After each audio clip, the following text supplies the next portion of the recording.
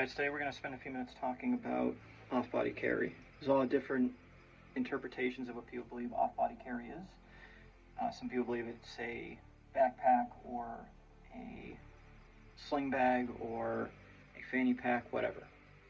The idea is that your pistol is not on your waistline. It's a good way to think about it, right? Anything that is where the gun is not attached to your waistline, or a shoulder holster, which I don't even know anybody who still carries any shoulder holster per se, but basically something off of your waistline in some type of bag. In this case, what we're going to be talking about today is a fanny pack, or a fanny pack that can be used in a crossbody setup shown here. So before I move any further, for those of you who don't know, I work with Vertx, have been for a number of years now at this point. So a lot of the products I'm going to be showing is through them, so I'm going to be as transparent as I can about it, right? I work for them, or work with them, should I say. They're one of my biggest sponsors, and a lot of the clothing that I wear, bags I use, is through them. So in the past, the sling bag I was using up until probably an hour ago was their Sock P fanny pack, which is a great bag.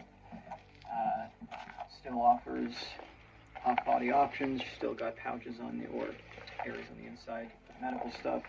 They have their, as always, Velcro backing that is common in all of their sling bags and backpacks. And it also has this pouch here for a cell phone, so if you're in a line of work doing surveillance, you can put your phone in here, have the camera still showing how it's basically set up so you can do what you need to do. For me personally, this bag was a little too much for what I needed. Also, this completely opens up and you have kind of this screen where you can, this material they use, you can actually touch through it. Again, it's a great bag. I've been wearing this in a crossbody setup for about 9 months now, and I've been using that bag up until this point of today when their new Long Walk Fanny Pack came in.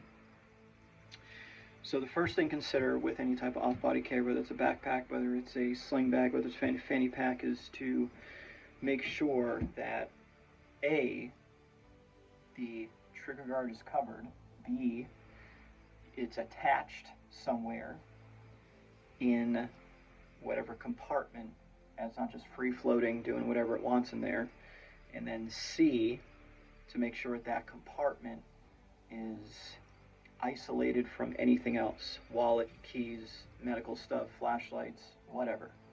You want to dedicate that one specific area in that bag to your gun, and that's it. The same thing applies to if you carry a spare mag in a pocket setup, right? This is from Condition Gray, or if you carry a Neo mag, they're also great guys as well, great company. You don't want to be carrying spare keys and whatnot in this pocket, right? So that's the downside of carrying a spare mag, completely off topic here, when it's not in a holster, is that you're basically sacrificing a pocket for that mag. And at least you should, in my opinion. Last thing you want is to have keys jumbled up in there and all of that. Same thing applies here to what we're talking about today, this Long Walk Edition fanny pack. Okay, this can be worn traditionally as a fanny pack. I like the crossbody option because it gives me a little more control. Like if I need to sprint and move somewhere, I don't want if it's in a fanny pack configuration, it's going to be like floating and basically doing like a hula hoop fashion around my hip, which I don't want. Yes, this is still going to be bouncing around, but I feel like I have a little more control of it. I can like hold on one hand if I need to and run, versus trying to like hold my waist as I'm trying to run, sort of thing. So that's what I prefer. So the last thing specific to the gun, we'll do the gun first, and then we'll talk about everything else I got in here, is how I'm setting up the compartment. So as you can see here, there's a second zipper right here. I don't use it, or I'm not going to choose to use it. I'm actually going to double up and actually take that key or that zipper fob off, and I doubled up here on the access pull that I am going to use, so that under duress I can just grab and rip. I'm there ready to go. I don't want to have to deal with, oh my god, which zipper pull do I go to? All I know is whether low light, no light, under duress, whatever, I know that this is the long dangly pull. I pull it, and now my pistol is here ready to go. So the pistol I have in here is a Glock 45 built by Continuous Precision, great guys out of Michigan. Delta Point, it's got some good stippling on it. Parker Mountain Machine comp. Overall dimensions now with the comp, it makes it about a size of a Glock 17. So you can fit a Glock 17 in here if you need to. I did have to sacrifice the light. I usually carry an X300. I can't with this bag setup because it's a little. I was carrying the X300 in that other sling bag, but here I had to sacrifice because it's a little bit smaller of a footprint. This one has. As for the holster, I couldn't tell you what it is, right?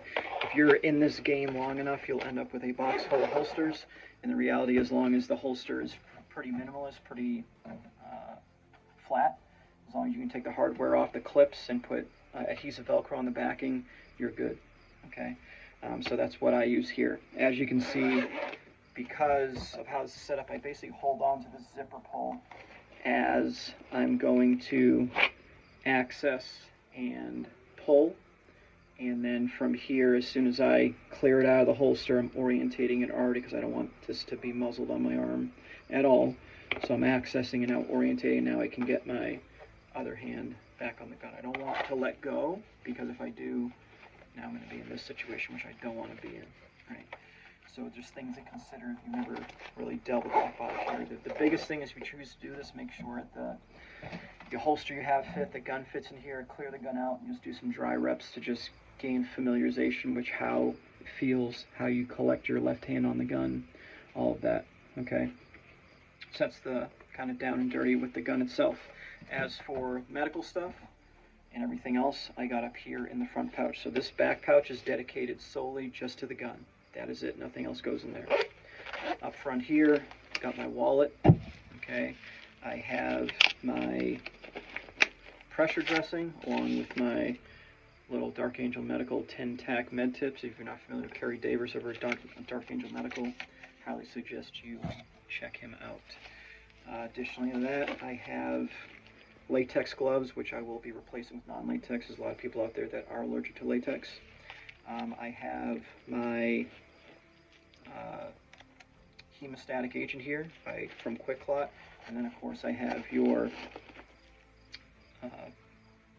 North American cat tourniquet. So I have all my medical items in here that I need. Oh yeah, of course I have my handheld light.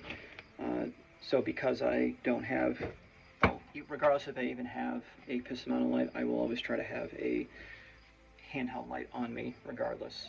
That's just a good thing to have. As for the positioning or where I put this, it's going to be subjected to my environment. If I'm in an enclosed area, mall, warehouse, or it's potentially getting dark out, I'll have this staged in my pocket. I don't have to fiddle through getting through this if I need to positive ID something. So I will take this out and stage it in my pocket so I can have free access to it. If not, if it's daylight out like it's now, I have no reason to go indoors. I'll just leave it staged in here, just less stuff in my pockets, right? Which is always what we're trying to achieve at the end of the day. People are probably going to ask, what about a knife or your spare mag? Knife, regardless if I always have a knife on me. So this is the Amtac Northman. I always have it on my waistline, whether it's my Noki shorts, regular pants, or shorts with a belt. I always have that knife on my body. Just less stuff I have to put in here, because at this point I pretty much maxed out capacity in this actual setup currently. And then as for the mag, if I'm going to be completely honest, I will very rarely carry a spare mag unless I'm going somewhere where I don't know the area, if the area has a higher percentage of violence, rate of violence, etc. If not, if I'm where I live, where there is a very low rate of violence, I'm probably not going to carry a spare mag on me. If I do, I will replace it with the flashlight. It'll go right in here where the flashlight is, then I'll put the flashlight in my pocket. But there is options for that if you so seek it out. And then finally, last pouch I have on here is this flat area in the back. This just has a Halo chest seal and a bandana. Bandana is always a good thing to have. You can use it as an additional layer of a pressure dressing if you need to. It just doesn't take up a lot of space. It lays flat, so might as well. And that's about it, guys. So that is your off-body carry. So this is the Long Walk Fanny Pack. They also have the Long Walk 15-liter and 28-liter backpacks as well. The whole idea with this Long Walk, a series of bags, is to minimize the amount of material Vertx is using for their stuff. And you should check them out for Labor Day weekend, Vertx.com. They're currently doing a 25% off site-wide sale, so go and check that out. Other than that, thanks for hanging out. Hopefully you learned something, and we'll see you out there.